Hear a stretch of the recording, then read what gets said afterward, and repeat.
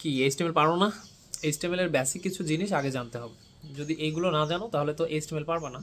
তো আগে যে বিষয়গুলো জানতে হবে তার মধ্যে যেটা প্রথমে রয়েছে সেটা হচ্ছে এইচটিএমএল এর পূর্ণরূপ।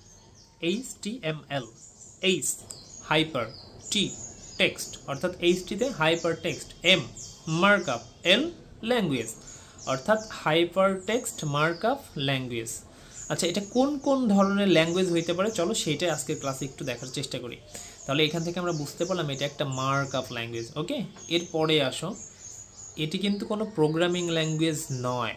সিটা প্রোগ্রামিং ল্যাঙ্গুয়েজ, বাট এইচটিএমএলটা প্রোগ্রামিং ল্যাঙ্গুয়েজ নয়। এটা একটা স্ক্রিপ্ট ল্যাঙ্গুয়েজ। স্ক্রিপ্ট, এটাকে স্ক্রিপ্ট কেন বলা হয় জানো? কারণ এটা হচ্ছে ওপরে এবং নিচে লেখা যায়, অর্থাৎ পাওয়ার দেওয়া যায় আবার বেজও দেওয়া যায়। ওকে, এরপরে আসো, এটাকে কেস ইনসেনসিটিভ ল্যাঙ্গুয়েজও বলা হয়। কেস ইনসেনসিটিভ ল্যাঙ্গুয়েজ কেন বলা হয়? কেস ইনসেনসিটিভ, কেস মানে কি? অক্ষর। ওকে, ইংরেজি ছোট হাতের অক্ষর এবং ইংরেজি বড় হাতের অক্ষর উভয় অক্ষরেই এইচটিএমএল এর কোডগুলো তুমি করতে পারবা, সেই জন্য এটাকে কেস ইনসেনসিটিভ ল্যাঙ্গুয়েজ বলা হয়। আমরা কি কি শিখলাম?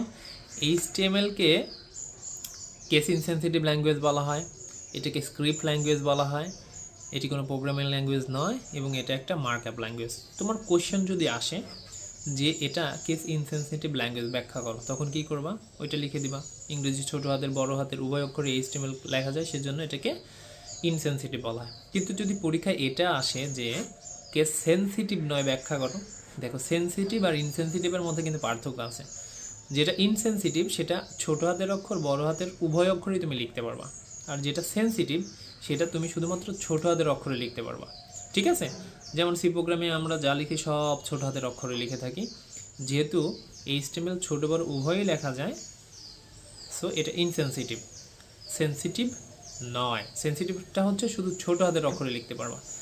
ইজিলি বুঝে গেলাম। দেখবা এই প্রশ্নগুলো থেকে কতগুলো প্রশ্ন আসছে বোর্ডে, তোমরা একটু রিভিউ করে দেখো। ধন্যবাদ।